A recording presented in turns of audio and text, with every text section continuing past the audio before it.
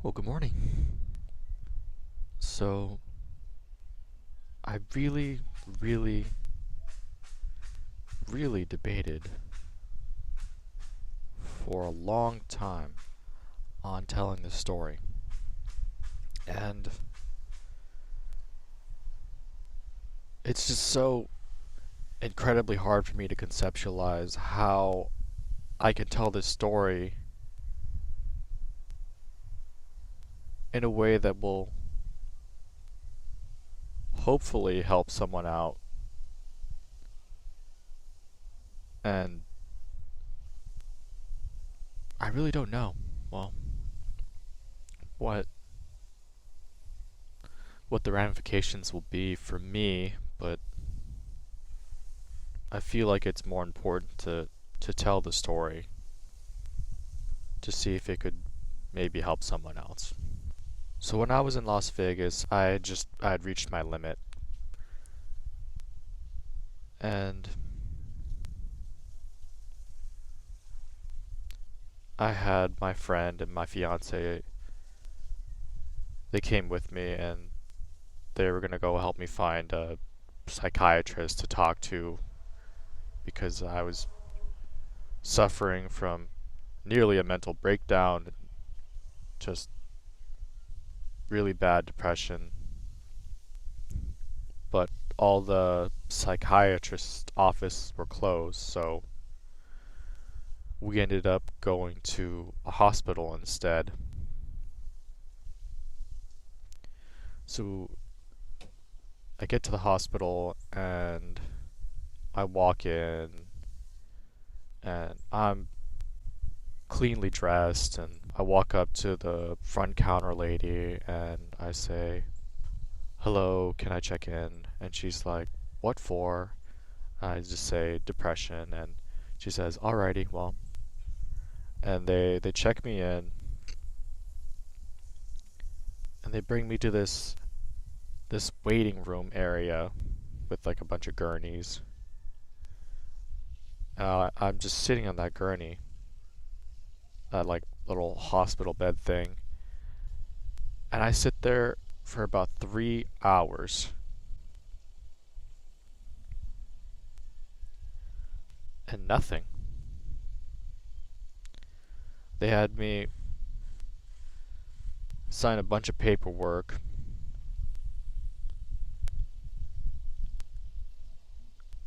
and then I just kind of sat there for 3 hours, and you know, no one really checked up on me, and yeah, that was about it. And then 3 hours in, they sent in a bunch of people, and they end up strapping me to this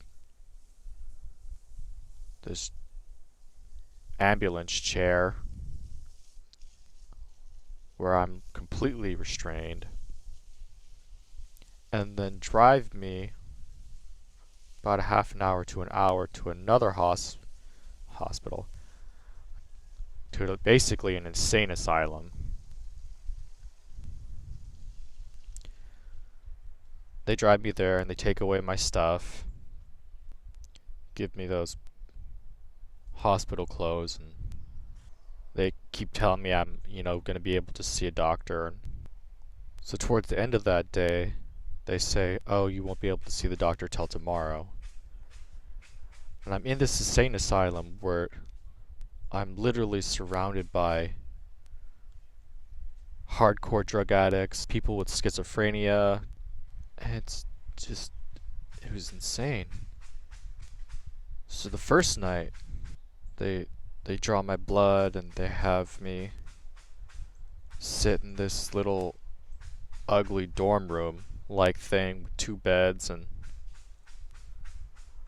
I'm sleeping in one of the single beds, and I have this roommate who's suffering from schizophrenia, and he talks to himself, and he's got this really repeatedly going off this wet cough just over and over again every like 20 seconds. And I'm just thinking to myself, "Oh my god, how why? Why is this happening to me? I don't understand. I went looking for help, and then they locked me up in an insane asylum.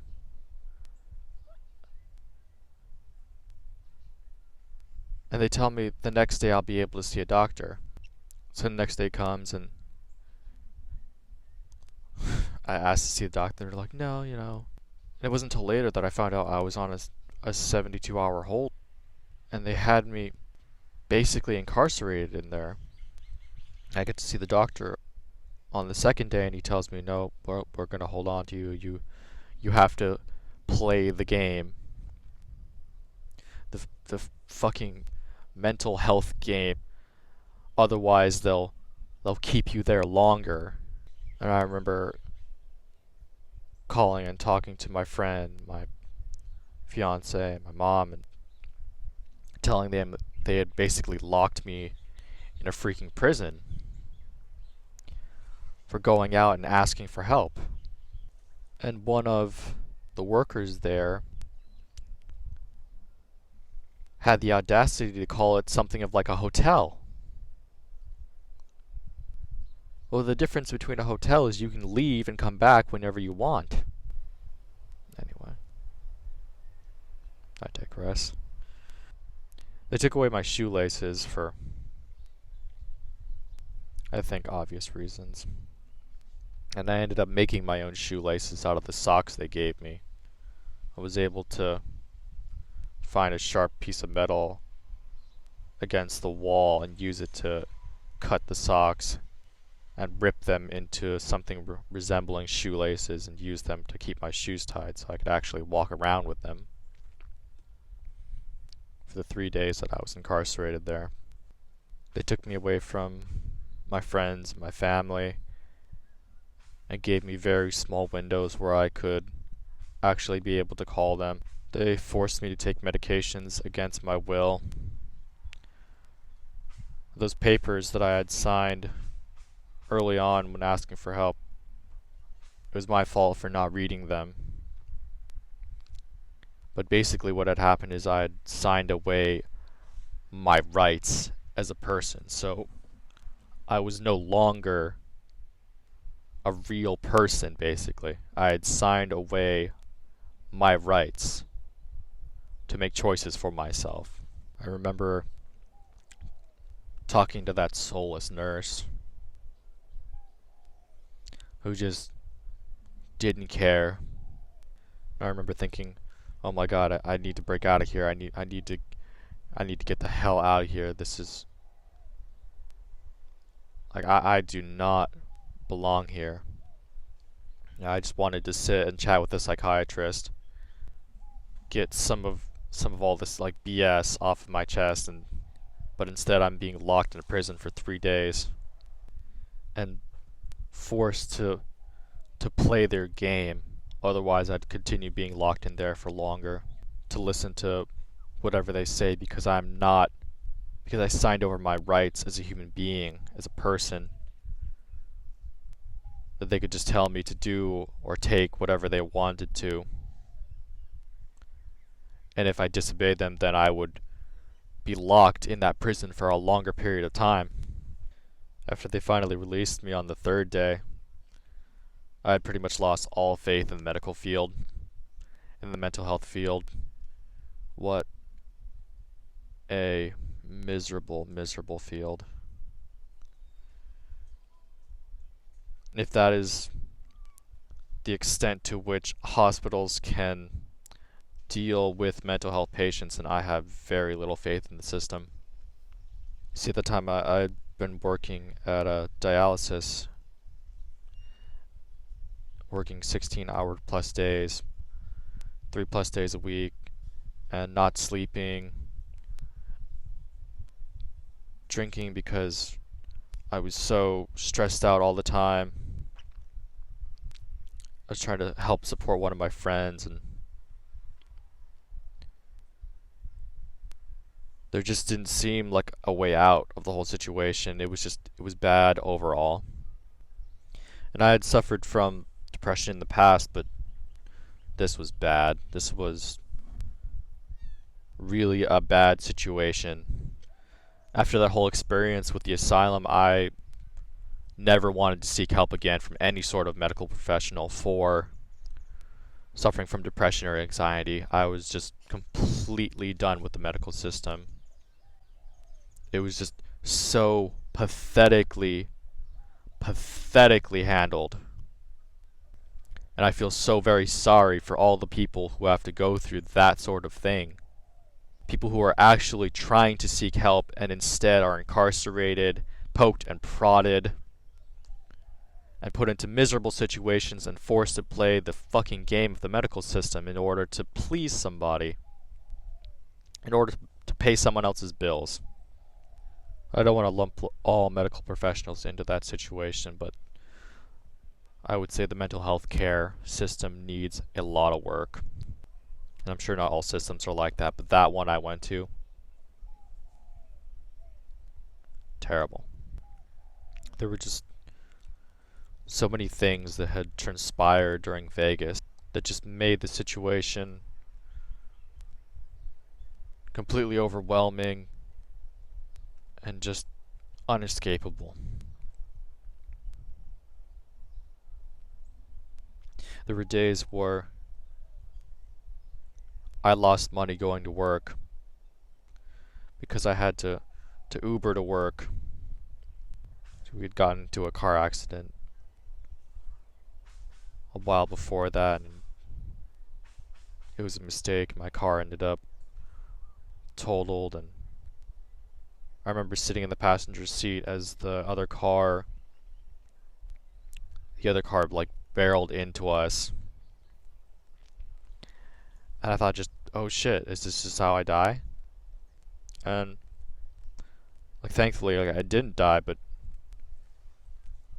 it was just one of many cascading events that just all piled upon each other. Just the constant lack of money, the constant stress of all these different bills having to be paid, and not being able to get to work without paying $25 each way, and then losing money to have to work 12 to 16-hour days. It was after going through all these terrible things that I realized I hated the healthcare field, and I wanted nothing to do with it. In my mind, it was such a miserable field where people have to go and they have to write down everything they do and everything's micromanaged, and then in the field your job is to blame other people for mistakes and to cover your own ass instead of solving problems. Where it's a business first instead of actually helping the people that need help. A system that treats the symptoms of the issue rather than treating the actual person and finding out the causes of this person's anxiety, depression. And I implore you, if you are suffering from things like depression or anxiety, to look within yourself and to understand and to think, maybe I'm not doing the things that would actually make me happy. Maybe if I made a change. And I know it's scary to change rather than continuing to do the same old things everyone's telling you to do. But maybe you know what you should be doing, and you know what people are telling you to do is bullshit. So I would implore you to make that change, no matter what other people are telling you to do. If you know what is right for you, then you should do it. Screw what other people think. That's not to say that some people may need medication. I'm not a medical professional. I'm not a psychiatrist. And this is all just my opinion and my personal experience. going through depression, anxiety, and getting through it to a point where I'm able to function and be happy with my own existence. Some of the things that helped me would be finding out why I do anything, why I should get out of bed in the morning. Things to just get you out of like that bad mental state. I would highly recommend exercise. Just to jumpstart getting out of that terrible mental state. Just there's something about being in motion, just getting out and going for a walk for 30 minutes, or actually going to the gym, or eating slightly healthier foods, and taking yourself out of those terrible situations that bring you so much anxiety and stress, and you know they do. And knowing that if you take yourself out of those situations, that your life doesn't get worse, but your life actually gets better. When you take yourself out of toxic relationships, toxic environments, your life gets better, not worse. And there's this terrible fear that everything's just going to fall apart, but I truly feel that it's ungrounded. Reading has helped me a lot too. Just being able to open my mind to new ways of thinking and new ideas. One of the most prevalent books that helped me was the Tao Te Ching, which talks about a philosophy of how to think about life, where it talks about how depression is the mind trying to hold on to the past, and anxiety comes from the mind trying to control the future. And if you understand that things only ever happen in the present and the present is all we get, then it actually eliminates both of these things, because the past no longer exists and the future is not real. We only live in a constant present. The future always happens right now. And if you can truly understand this concept, then I believe it can help immeasurably. One of the craziest things that I learned is not everyone suffers from depression and anxiety. And I thought it was just one of those things that people just go through and they experience it. But the truth is, and what I learned from some of my friends and family, is that not everyone goes through it. And it's because of this that not everyone can understand the pain and the mental anxiety and the pressure that someone going through this feels. The actual feeling of hopelessness, of seeing no future for yourself. The way that I tried to explain to one of my friends was, it's like sitting in a small boat in the middle of the ocean and it's completely dark for months, maybe even years. And it's not until we are actually able to sit down and actually talk about it and have someone actually listen to us, instead of trying to push their own agenda. Or people, they don't want to be fixed, they want to be heard. But yeah, I just wanted to tell this story so that if there are other people out there who are suffering from depression or anxiety, that you're not alone. First of all, there are always people that are out there that care about you, that want what's best for you. And that this period of pain and suffering will not last forever. And once you get to the other side of this miserable, horrible suffering,